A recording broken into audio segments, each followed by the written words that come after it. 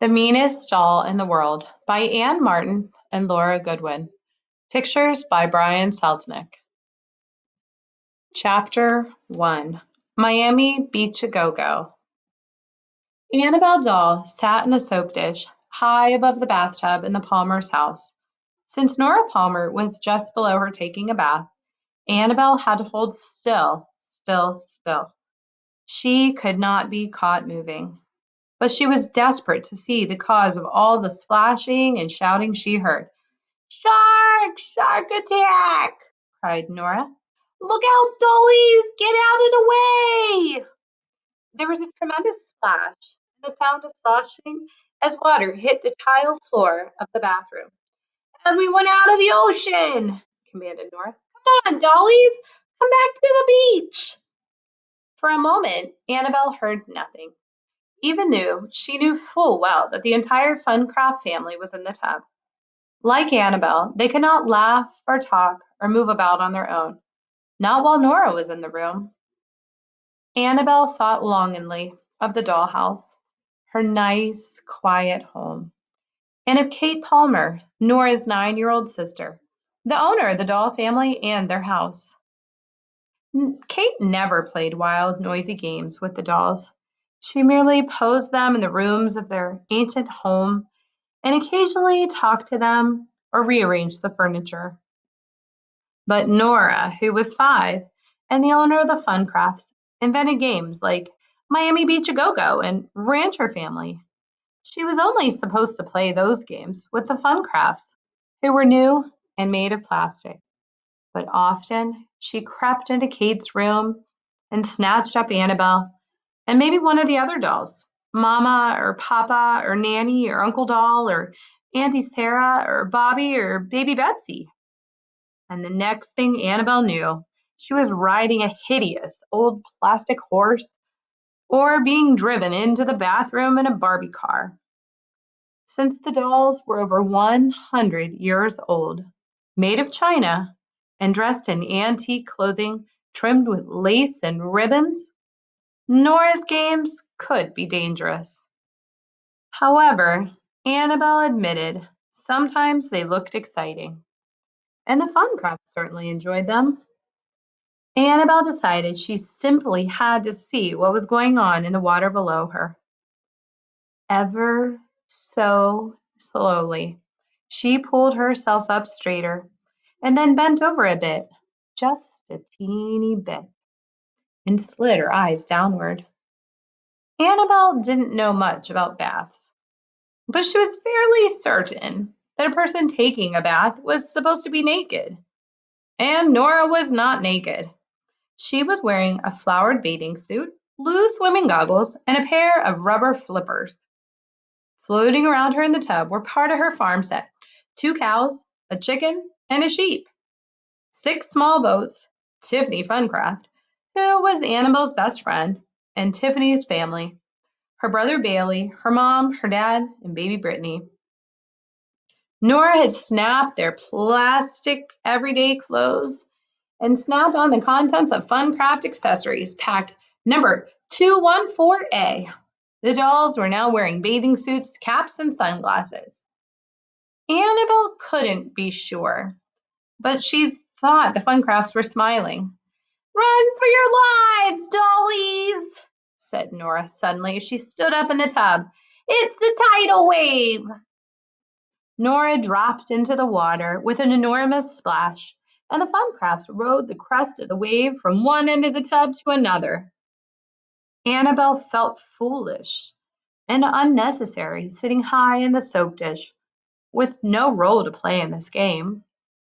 True, Nora had stuck a paper cap and a little pair of sunglasses on her, but no part of Annabelle was plastic, and no part of her belonged in the water. If she were to fall into the tub, her glue would unstick, her ribbons would untie, and her clothing would probably float away, maybe even go down the drain.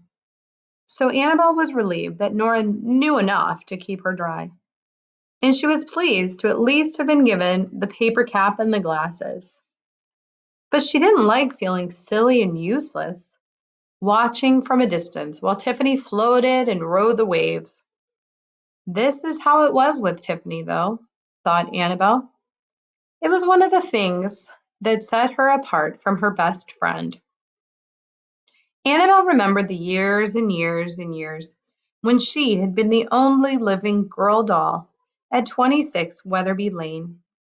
Her family and their dollhouse had been shipped across the ocean from England to the United States in 1898 to be a present for a little girl named Gertrude, Kate's great-grandmother. Gertrude had grown up and had a daughter of her own, Kate's Grandma Catherine, who lived with the Palmers. And then Catherine had had Annie, who was Kate's mother, and then Annie had had Kate and Nora.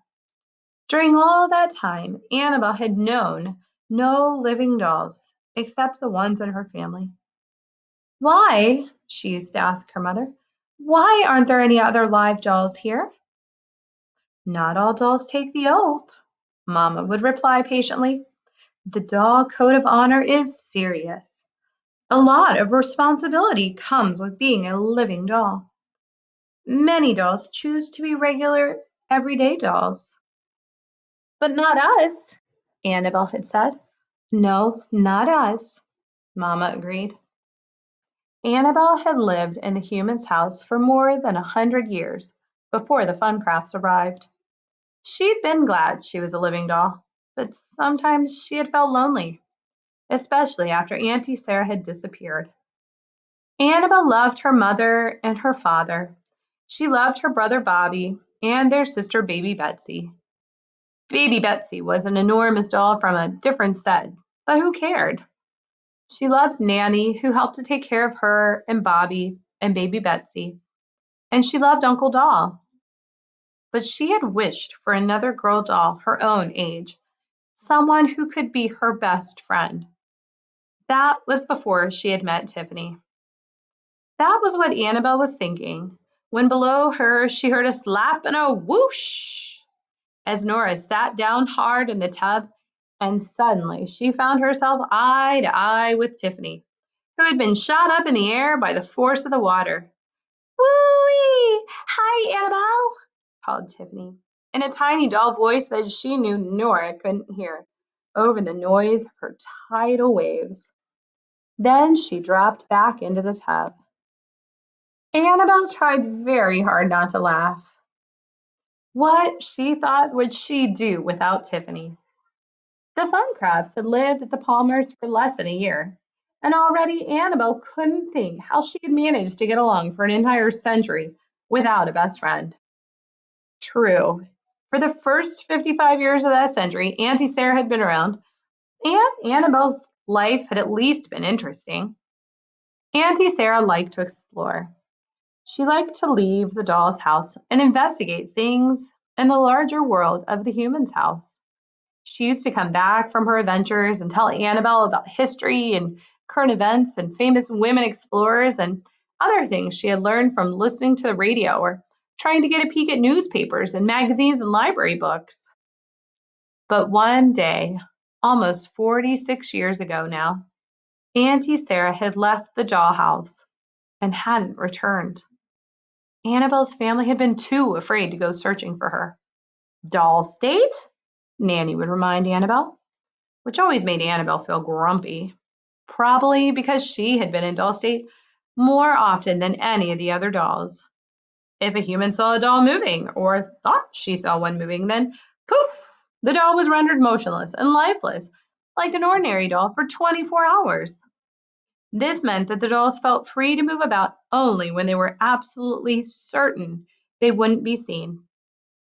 It also meant that whenever Annabel asked about going on a hunt for Auntie Sarah, the answer was no. During the long, lonely time when Auntie Sarah had been missing, Annabel sometimes wondered something horrible. She had wondered if perhaps her aunt had been a little too careless and had landed not in doll state, but in permanent doll state. Permanent doll state, a phrase the grown-ups didn't like to say very often, referred to the worst thing that could happen to a doll, Mama and Papa usually said PDS in a whisper and looked down at their shoes. There's no such thing, Bobby and Annabel used to say bravely to one another. But they weren't sure. PDS, like Doll State, harkened back to the oath, the Doll Code of Honor, which was meant to protect and preserve the secret life of dolls. The code reminds us, Nanny would tell Annabel and Bobby, to be careful, and that there are consequences if we are not too careful. We might be punished with Doll State, or even, she would add, lowering her voice to a whisper, PDS. Belly flop! Belly flop! Cried Nora from below. And Annabel leaned over just far enough to see Nora stand up and drop Mom Funcraft down to the water, where she landed on her tummy with a small smack. Annabel settled back in the soap dish. Her thoughts returned to the lonely years when Auntie Sarah was missing. Annabel had been afraid she would never see her aunt again. She had even realized she could no longer remember her very well. Then the Funcrafts had arrived and everything had changed. The Funcrafts had been a birthday present for Nora when she turned 5. Their big pink plastic house had been placed in Nora's bedroom, which was down the hall from Kate's. Before Annabel knew it, she and Tiffany were sneaking back and forth between the two rooms whenever they felt it was safe to do so. It hadn't taken Annabel long to tell her new friend about her missing aunt and to show her Auntie Sarah's journal, which she had recently discovered. If not for Tiffany and the journal, Annabel now thought, Auntie Sarah might still be trapped in the attic. Annabel was about to recall that creepy night in the dim, musty attic when suddenly the door to the bathroom flew open and banged against the wall. Kate stood in the entryway, hands on hip. She looked at the puddles of water, at Nora in her bathing suit and flippers and goggles, at the Funcrafts and the array of boats and animals in the tub. And then she caught sight of Annabel in the soap dish, wearing the paper cap and glasses.